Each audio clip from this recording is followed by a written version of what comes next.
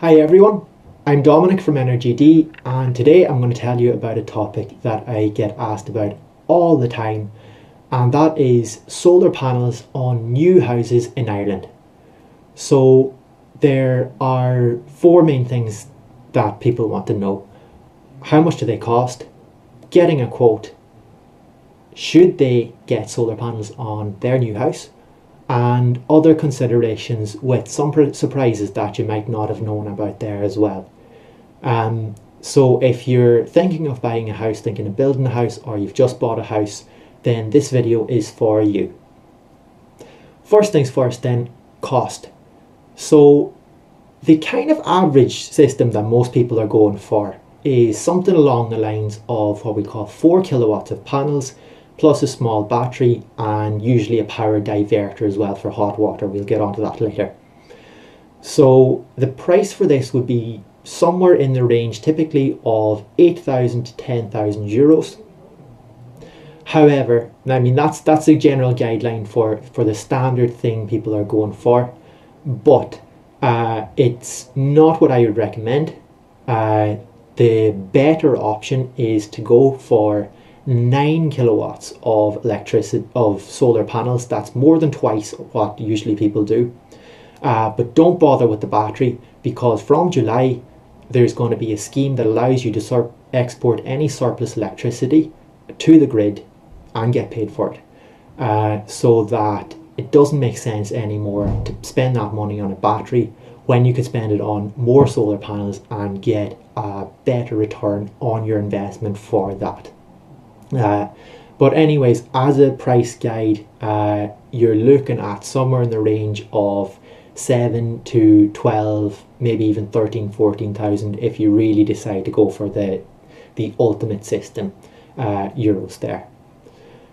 Next thing is getting a quote. So the prices that I mentioned, well, yeah, they're maybe not quite accurate, because there are some companies who are more keenly priced and others who are not so keenly priced, and you can end up paying crazy amounts if you don't shop around and get a couple of quotes. So when the time comes to get a quote, ring around some local installers, anybody you know who got solar panels installed, ask them who did the job, were they good, do they have their number, and get in touch with Energy D. We can get you quotes from up to 3 quality solar installers in your area. The timing of getting a quote is the other thing though, because prices change quite rapidly. Every month the price of solar panels can be up a little bit, down a little bit, and there are all sorts of factors. So if you're building a house in 2 years, there's no point in getting a quote for it for solar panels today, because a company can't really predict what the price would be at that stage in the future. So just know that the price guide is there of 7 to 12, or most likely 9 to 11,000 euros. But when it's about time, when the roof is about to go on, if you want to do it at that stage, that's when you can get in touch with some installers and they'll be ready to give you a quote, a price that'll be valid for, say, the next 3 months, for example. On to other considerations now. Or excuse me, first of all, we're going to look at, should you get solar panels on your new house in Ireland, which is really the key question, I suppose. Nothing else matters if it doesn't make sense to get the panels. So really, one of the big things that people get a surprise about when they move into a new house is how high the electricity bills are. Much higher oftentimes than older houses in Ireland, and one of the big reasons for that is heat pumps. I'm a big fan of heat pumps. They are a million times better than heating your home with oil or gas. But there's two things. So usually on a new house, people use the heat very differently. They have it set on a thermostat that keeps the house at a comfortable 18 degrees all the time. It's not like the oil where people usually just flick it on in the evening and the house is warm for a few hours and then maybe it's cold at night. So you're using more heat overall. And secondly, if you would have spent 2,000 on oil, all that energy now has to come from electricity. So that's boosting up your electricity bills. And if you have children, or especially going to have teenagers in the house, huge hot water demands there, and people are all of a sudden realizing that they're getting electricity bills of 3,500, 4,000 euros per year, every year from their electricity suppliers. So if you don't want that to happen to you, one of your best defenses is solar panels. They can knock a huge amount off that for you straight away, and that's the reason that anybody who's going to have significant electricity usage, almost definitely it would make sense for them to go solar.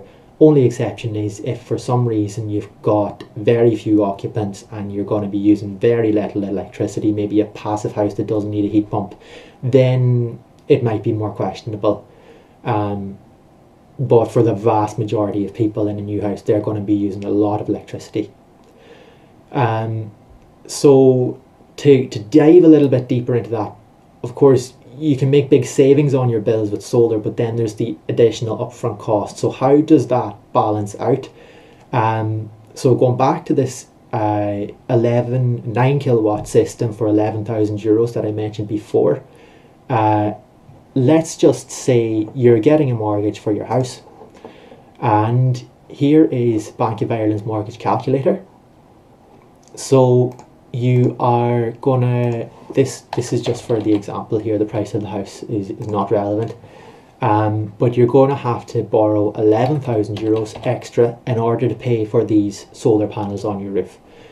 And I'm going to put in a loan term of 25 years, because the standard warranty on some of the high-end brands of solar panels would be 25 years. So we click what the repayments are, and it shows 51.5 euros per month. So your cost is 51.5 per month. The savings on that system would be 80, 90, 100, even up to 120, 30, 40, 50 potentially if everything works out in your favour. But either way, it's much greater than the costs. So really, from the very first day, it makes more sense if you can do this to get the solar on your roof. So, okay, if you're getting a new house, you've decided you're going to get solar, here are a couple of other considerations now that you may not have thought about. First one is roof space. So, as I mentioned there, the system I was recommending of 9 kilowatts it takes up quite a lot of space. It's a lot of panels. And specifically, that would be about 50 square meters of roof area.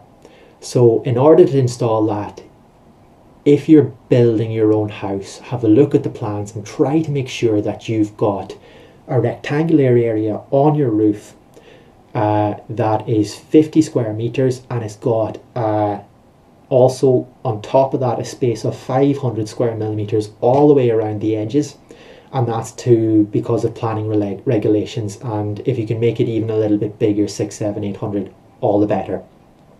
So this is an area, just to be doubly clear, no windows, no chimneys.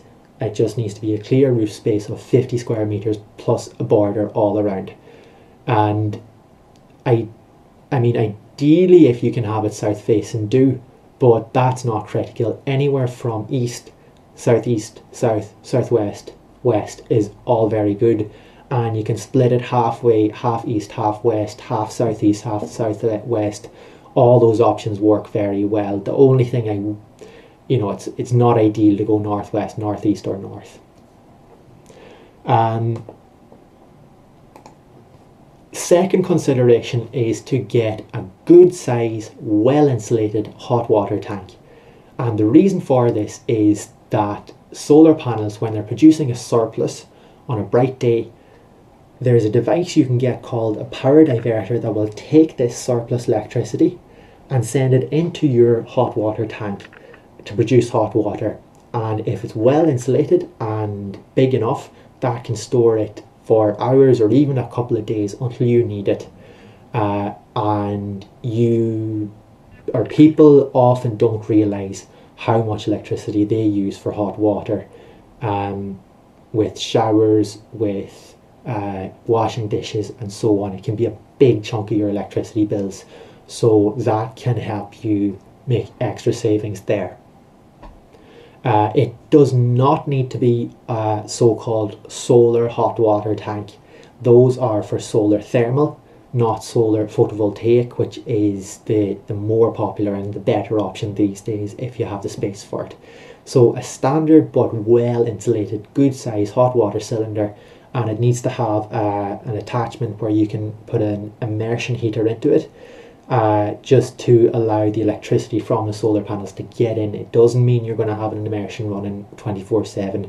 It just is the way for the solar electricity to get in through the power diverter. Third consideration that you might not have thought about is if you have a garage that you might be putting solar panels on, and in fact this advice goes even if you're not going to put solar panels on your garage, it's just a good thing to do anyways, is get at least a 16 square millimeter cable that brings the electricity to the garage. So this would be a slightly thicker, a lot of builders put in 10 square millimeters cable. It only costs a little bit extra to go 16 square millimeters, and that gives you the capacity to run solar panels or other high consumption appliances in the garage. So highly recommended, whether you're going solar or not, to get that in. Plus the distribution board, the fuse box in the garage needs to have 1 or 2 spare slots, but it really should anyways, but just double check that. Finally, there are 2 other little considerations to think about if you're feeling creative. One of them is to install a solar carport.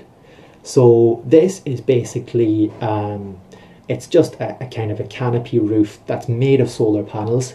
So it's of course generating electricity, which is great, but it serves the double function then of keeping your car dry, so it's going to need less maintenance and it's going to have less rust.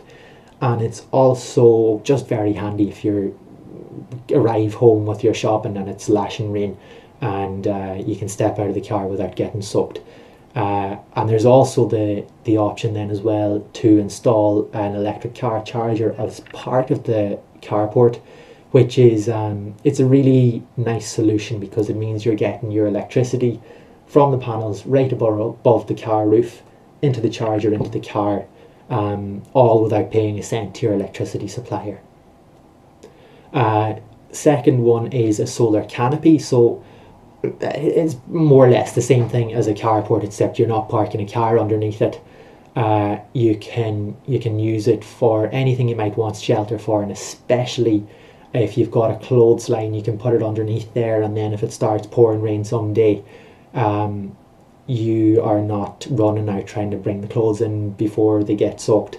And you have also then the solar generation doubling up from that there.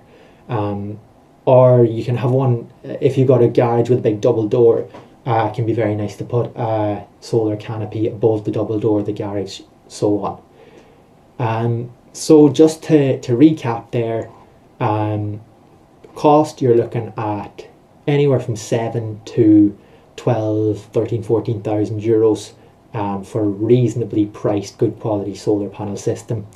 You want to ideally get 9 kilowatts if you can, which would be around 11,000 roughly. Battery, don't worry about that, it's not really needed, but do get yourself a hot water power diverter, good sized hot water cylinder, and then make sure your garage has a 16 square millimeter cable going out there.